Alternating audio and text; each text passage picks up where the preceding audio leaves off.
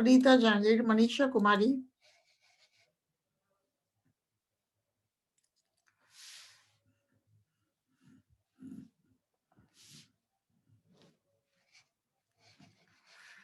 हाँ कौन कौन आ गया? दिव्या शर्मा, पूजा कुमावत, स्टार्ट करते हैं अभी। Priya Rathore, Nikita Anjana, Pooja Choudhary, Monika Choudhary, Tanupriya, Sandhya Meena, Pinky Choudhary, Suranjana Verma, Srishti Goyal, good morning ma'am. Morning बेटा, आरती चौधरी, सोनिया लक्सर, रुचि कुमारी मीणा, कोमल वर्मा, ऋतिका अटल, मनीषा कुमारी, प्रतिभा शर्मा, ज्योति मीणा, ऋषिता कलाल, नीतू बागड़ी, निकिता चौधरी, पिंकी चौधरी, पूजा मीणा, ये आ गए।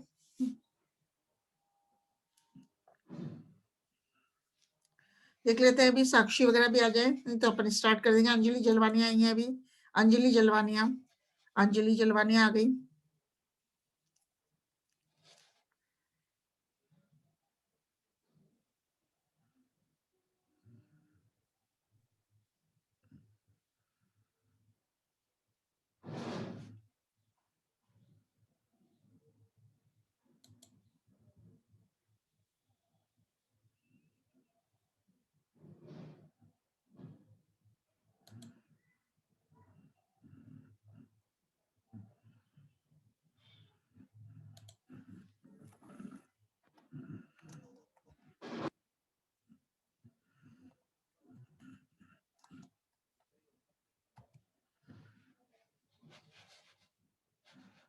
खुशबू आई है अभी, खुशबू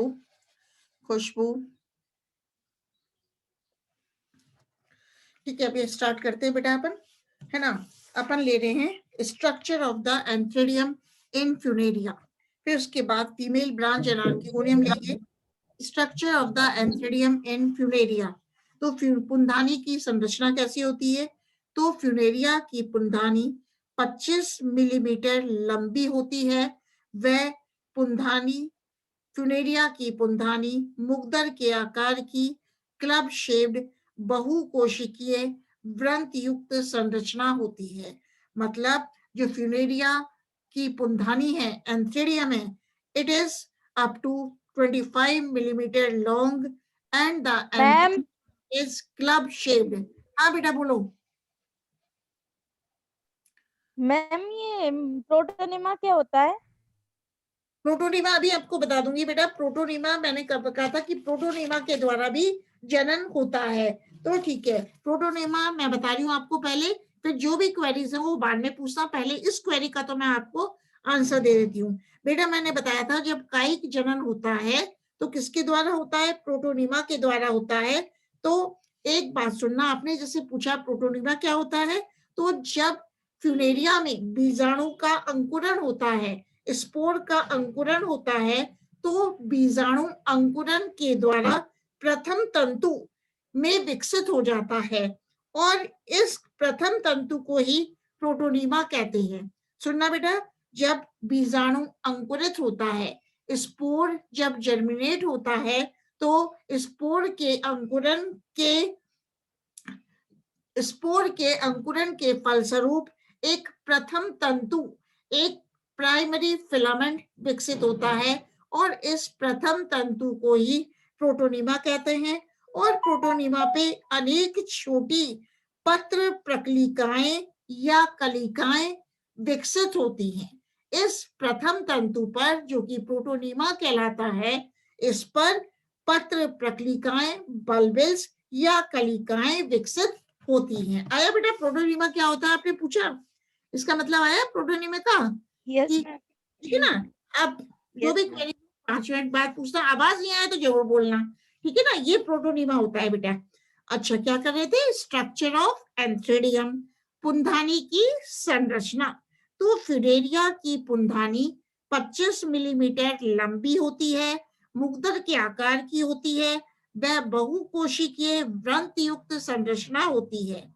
इसके बाहर की ओर एक बहुकोशिकीय चोलक स्तर, जैकेट लेयर होता है, जिसके अंदर बहुत से द्विपक्षमी पुमणु होते हैं। पुंधानी के चोलक स्तर, जैकेट लेयर में हरित लवक भरे रहते हैं, जो पुंधानी के परिपक्वन के साथ ही क्रोमेटोफोर्स वर्ण की लवक में बदल जाने से नारंगी रंग के हो जाते हैं।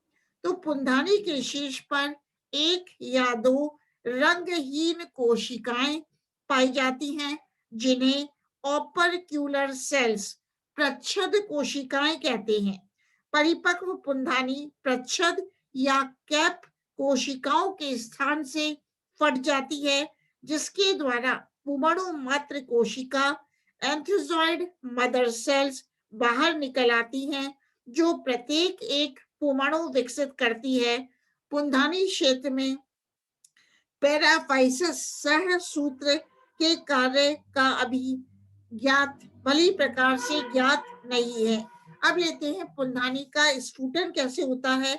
तो पुंधानी स्फुटन के लिए जल अति आवश्यक होता है। स्फुटन के समय वर्षा या ओस का जल युग्मक धर की नर शाखा के शीर्ष के सिर पर स्थित नर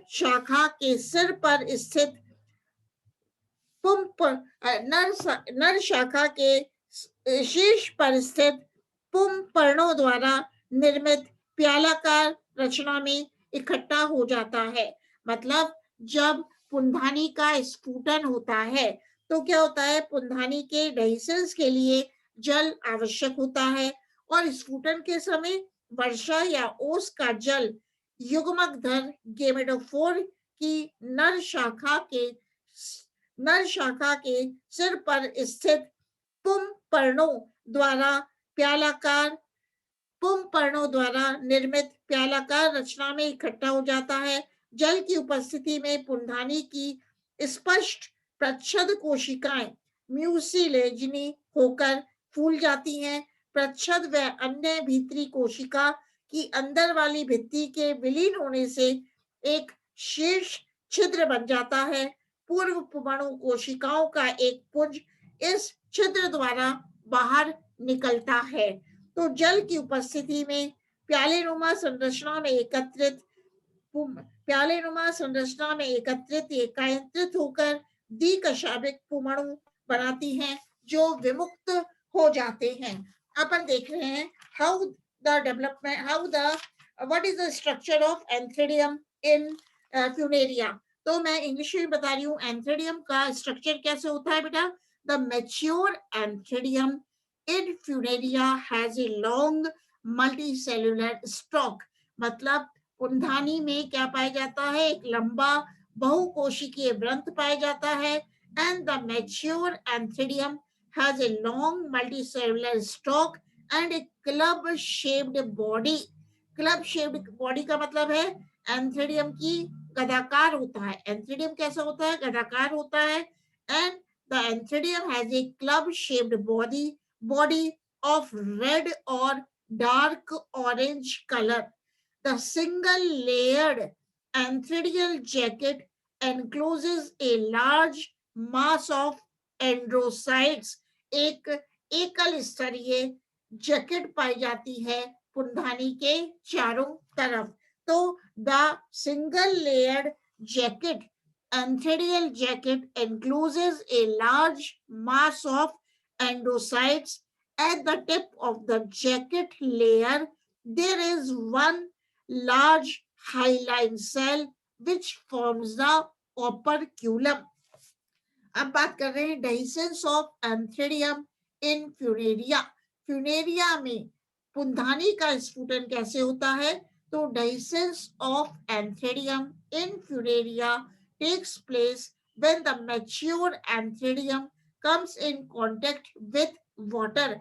मतलब पुंधानी का स्फुटन जब होता है जब परिपक्व पुंधानी जल के संपर्क में आता है। The inner and outer wall of the opercular cell absorbs rain or dew water usually collected in the antheridial head in between the pericytial leaves। बेटा जब और एंथेडियम वाटर के जल के संपर्क में आता है तो जो ऑपरक्यूलर सेल है, प्रच्छद कोशिका है, वो वाटर को, वो वर्षा के जल को अवशोषित कर लेती है, एब्जॉर्ब कर लेती है। and the opercular cell thus becomes mucilaginous and swells up. The disturbance आ रहा है, the opercular cell thus become mucilaginous and swells up. The pressure within the opercular cell bursts it, and a pore is formed at the distal end of the antherium. मतलब चूंकि जो opercular cell है वो जल अवशोषित करके फूल जाती है, स्वेल हो जाती है, तो ओपर्क्यूलर सेल में दबाव पड़ता है और इस प्रेशर के मारे ये ओपर्क्यूलर सेल प्रच्छद कोशिका फट जाती है और इसके फटने से पुंधानी एंथेरियम के शीर्ष पर एक छिद्र बन जाता है. So a viscous fluid containing endocytes oozes out through the pore. The release of endocytes from the antherium is also facilitated by the contraction of the antherial wall and by the hydrostatic pressure of the swollen contents within the antherium. So the endocytes spread out in the form of thin and delicate film. अब अपन बात करते हैं archegonia की. किसकी बात कर रहे हैं? फीमेल ब्रांच एंड आर्कीगोनियम, स्त्री शाखा एवं स्त्री धानी. अभी इससे पहले एक डायग्राम भी शेयर करेंगे, इसके बाद में एक डायग्राम स्त्री शाखा एवं स्त्री धानी, female branch and archegonium in Funaria. तो बहुत सी स्त्री धानियां स्त्री शाखा के अग्र पर इनवॉल्यूक्रल लीव्स, निचक्री पत्तियों के झुंड के मध्य में स्थित रहती हैं. स्त्री शाखा फीमेल ब्रांच स्त्री शाखा नर शाखा के पार्श्व से उत्पन्न होती है. तो स्त्री धानी आर्कीगोनियम के निचक्री पर्णों को पेरिकिटियल लीव्स कहते हैं, परिलिंगधानी पत्र कहते हैं तथा तंतुल संरचनाएं सहसूत्र पैराफाइसिस समूह कहलाती हैं. इन सहसूत्रों में पैराफाइसिस में पुंधानीय सहसूत्रों से भिन्नता के रूप में प्यालेनुमा संरचना या मुंडक युक्त संरचना नहीं पाई जाती है. स्त्री शाखा का शीर्ष अंत में एक स्त्रीधानी प्रारंभिक के रूप में कार्य करती है. अब अपन लेते हैं development of archegonium in Funaria. तो इसकी मैं एक स्लाइड आपके साथ शेयर कर रही हूँ. इस तरह से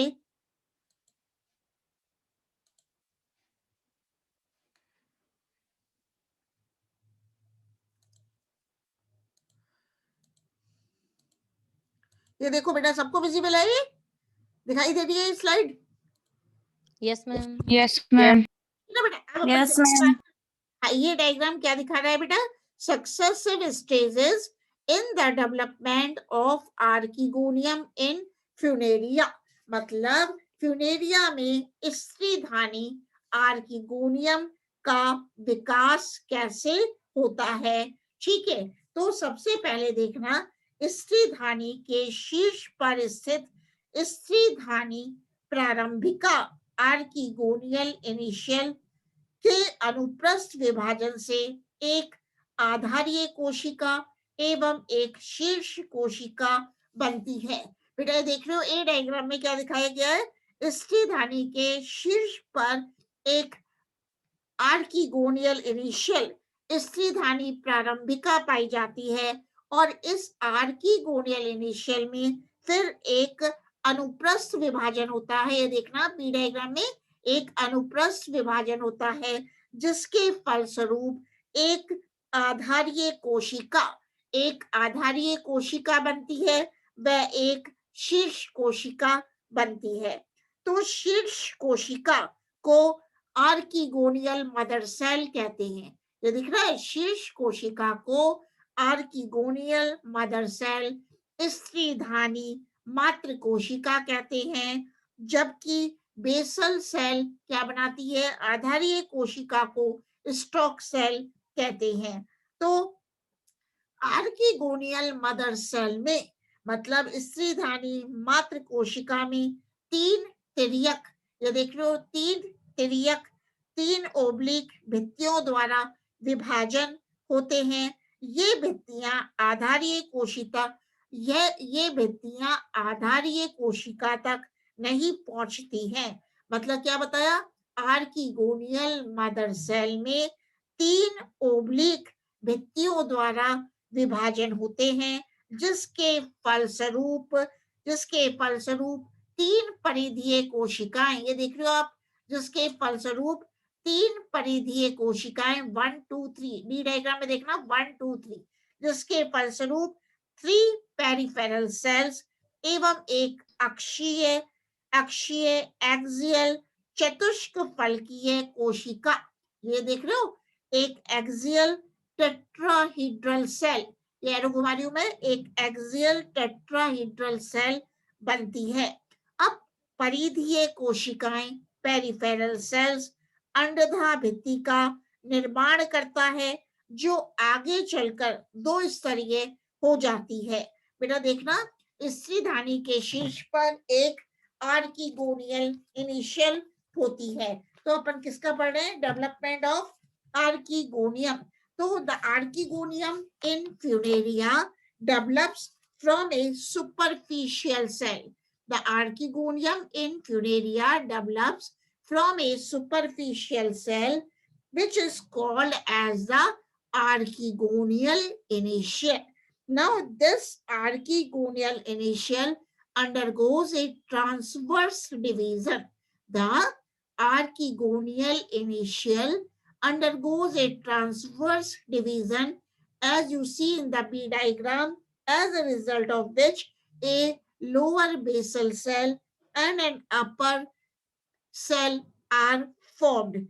The upper cell is called as archegonial mother cell, and this archegonial mother cell divides repeatedly. The archegonial mother cell divides by two intersecting oblique walls. The archegonial mother cell divides by two intersecting oblique walls, forming an apical cell with two cutting faces. The apical cell with two cutting faces, ये देख रहे हो, ठीक है। अब the apical cell cuts 4 to 8 segments on both the sides alternately. The apical cell divides by 3 intersecting oblique walls, forming 3 peripheral cells. देख लो, the forming 3 peripheral cells, as you see in the D diagram, and which surrounds an axial tetrahedral cell, ठीक है, जिसके फलस्वरूप, ठीक है, अब क्या होता है, इसके पश्चात अक्षीय चतुष्फलकीय कोशिका, मतलब इसके पश्चात एक्सियल टेट्राहीड्रल सेल में अनुप्रस्थ विभाजन होते हैं, जिसके फलस्वरूप दो कोशिकाएं बनती हैं। क्या बताया बेटा, इसके पश्चात एक्सियल टेट्राहीड्रल सेल में भी ट्रांसवर्स डिवीजन होते हैं, जिसके फलस्वरूप दो कोशिकाएं बनती हैं। एक ऊपरी प्राथमिक आवरण कोशिका, ऊपरी वाली क्या कहलाती है, प्राथमिक आवरण कोशिका, प्राइमरी कवर सेल, एवं निचली केंद्रीय कोशिका कहलाती है, ठीक है, एवं निचली केंद्रीय कोशिका कहलाती है। तो केंद्रीय कोशिका के पुनः अनुप्रस्थ विभाजन से प्राथमिक ग्रीवा नाल कोशिका, प्राइमरी नेक कैनाल सेल, ये देख लो, प्राइमरी नेक कैनाल सेल व प्राइमरी कैनाल सेल अंडधा नाल कोशिका, primary venter canal cell, primary venter cell, एक तो बनती है बेटा प्राइमरी नेक कैनाल सेल, एक बनती है प्राइमरी वेंटर कैनाल सेल, व अंड का निर्माण होता है। तो प्राथमिक आवरण कोशिका एपिकल सेल का कार्य करती है। प्राथमिक आवरण कोशिकाएं देख रहे हो आप, ये एपिकल सेल का कार्य करती है तथा अपनी पार्श्व भुजा से 3 खंड काटती है। ये अपनी पार्श्व भुजा से 3 खंड काटती है। इनमें पुनः एक उदग्र विभाजन द्वारा ग्रीवा जैकेट कोशिकाओं की 6 कतारें या पंक्तियां बन जाती हैं। वापस बता रही हूँ मैं बेटा, ये समझ में आया यहाँ तक या वापस बताऊं बेटा? इसमें आप बोल सकते हो इसमें कुछ समझ में नहीं आया हो तो डेवलपमेंट में। मैम हाँ बेटा बोलो अब। मैम ये डी डायग्राम के बाद वापस रिपीट कर दो। डी डायग्राम के बाद ठीक है बेटा। पहले मैं ब्रीफ में डी डायग्राम पे एम्फेसिस कर दूंगी, ये ब्रीफ में बता देती हूँ आपको, आप ऊपर से देख लो बेटा, बिल्कुल सही है। स्त्रीधानी के शीर्ष पर स्थित आर्किगोनियल इनिशियल स्त्रीधानी प्रारंभिक के अनुप्रस्थ विभाजन से एक आधारीय कोशिका बनती है, वह एक शीर्ष कोशिका बनती है। तो शीर्ष कोशिका को अपन क्या कहते हैं? Archegonial mother cell. ये जो बी डायग्राम में देख रहे हो, आर्किगोनियल मदर सेल। अब इस आर्किगोनियल मदर सेल में स्त्रीधानी मातृ कोशिका में 3 तिर्यक भित्तियों के द्वारा विभाजन होते हैं, जिससे क्या बनती है? जिससे 3 परिधीय कोशिकाएं, जो डी डायग्राम पे ही पहुंची हूं, जिससे 3 परिधीय कोशिकाएं बनती हैं और एक अक्षीय चतुष्क फलकीय कोशिका का निर्माण होता है। तो आपने पूछा डी डायग्राम के बाद बता दो, अब सुनना डी डायग्राम के बाद। तो इसके पश्चात बेटा आप देख रहे हो 3 तो पेरिफेरल सेल्स बन गई, एक एक्सियल टेट्राहीड्रल सेल है।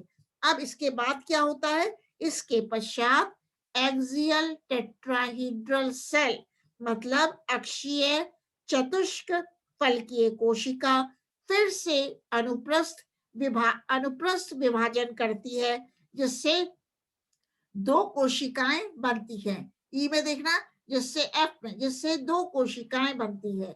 मतलब axial tetrahedral cell again undergoes transverse division as a result of which 2 cells are formed। कौन कौन सी 2 कोशिकाएं? एक ऊपरी प्राथमिक आवरण कोशिका, एक ऊपरी प्राथमिक आवरण कोशिका एवं निचली केंद्रीय कोशिका। इसमें आउटर सेल व इनर सेल लिखा हुआ है, तो मैं बोल रही हूँ एक ऊपरी प्राइमरी कवर सेल प्राथमिक आवरण कोशिका तथा निचली केंद्रीय कोशिका कहलाती है। तो केंद्रीय कोशिका फिर से अनुप्रस्थ विभाजन करती है, जिससे प्राइमरी नेक कैनाल सेल, बेटा वो एच डायग्राम में देखना, जिससे प्राइमरी नेक कैनाल सेल प्राथमिक ग्रीवा नाल कोशिका अंडधा नाल कोशिका प्राइमरी वेंडर कैनाल सेल या प्राइमरी वेंडर सेल व अंड का निर्माण होता है। अब इसके बाद प्राथमिक आवरण कोशिका एपिकल सेल का कार्य करती है। प्राथमिक आवरण कोशिका एच डायग्राम में देखना एपिकल सेल का कार्य करती है तथा अपनी पार्श्व भुजा से 3 खंड काटती है। तो इस प्रकार अपन ने देखा development of archegonium in Funaria. एक और स्लाइड शो कर देती हूँ, अगर ये हो जाती है तो ये वाली, ये तो वही वाली स्लाइड आ गई, वही वाली स्लाइड आ गई, सेम ही आ गई।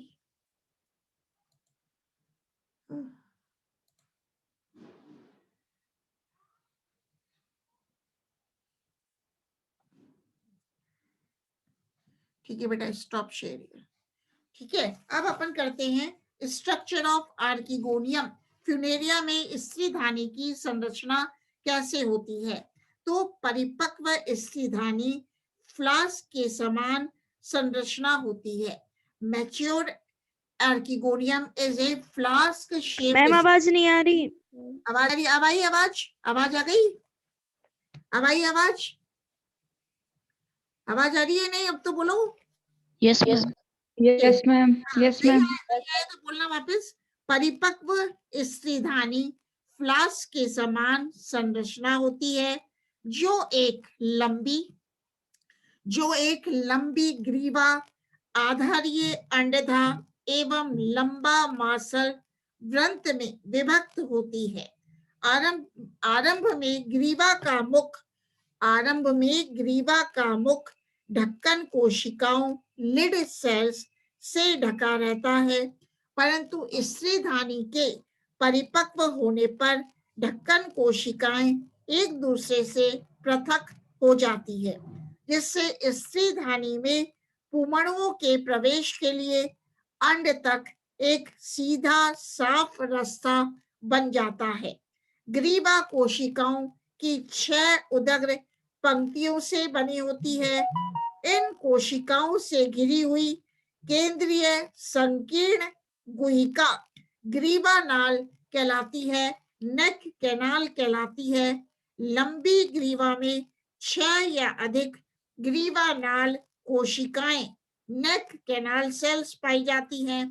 अंडधा की गुहिका का व्यास ग्रीवा नाल की गुहिका की अपेक्षा अधिक होता है। इसमें एक अंड एवं एक छोटी वेंटर कैनाल सेल अंडधा नाल कोशिका होती है। तो अपन इंग्लिश में भी देखते हैं स्ट्रक्चर ऑफ आर्कीगोनियम। ठीक है, आर्कीगोनियम का स्ट्रक्चर कैसे होता है? How the mature archegonium in Funaria looks like. तो the massive archegonium in Funaria और अपन कहेंगे the mature archegonium of Funaria has a massive stalk. मतलब फ्यूनेरिया की स्त्रीधानी में एक मैसिव व्रंत पाया जाता है, एक बड़ा व्रंत पाया जाता है। And the mature archegonium also consists of a swollen venter and an elongated neck। मतलब फ्यूनेरिया की परिपक्व स्त्रीधानी में एक बड़ा व्रंत पाया जाता है, एक फूला हुआ वेंटर मिलता है और एक लंबी नेक मिलती है, elongated नेक मिलती है। The archegonial jacket is double layered in the venter region and single layered in the neck region. There is a row of 6 or more neck canal cells in the neck। मतलब archegonia की ग्रीवा में नेक canal sales पाई जाती है, ग्रीवा नाल कोशिकाओं की एक पंक्ति पाई जाती है। तो venter contains a venter canal cell and an egg. Venter archegonium के वेंटर में क्या पाया जाता है? वेंटर कैनाल सेल और अंड पाया जाता है, एग पाया जाता है। ठीक है, अब बात करते हैं फर्टिलाइजेशन इन फ्यूनेरिया। फ्यूनेरिया में निषेचन कैसे होता है? तो निषेचन की प्रक्रिया के लिए पानी का होना, जल का होना आवश्यक है। परिपक्वता पर ग्रीवा नाल कोशिकाएं नष्ट होकर म्यूसिलेजिनस पदार्थ बनाती हैं। मतलब for the process of fertilization water is essential in Funaria.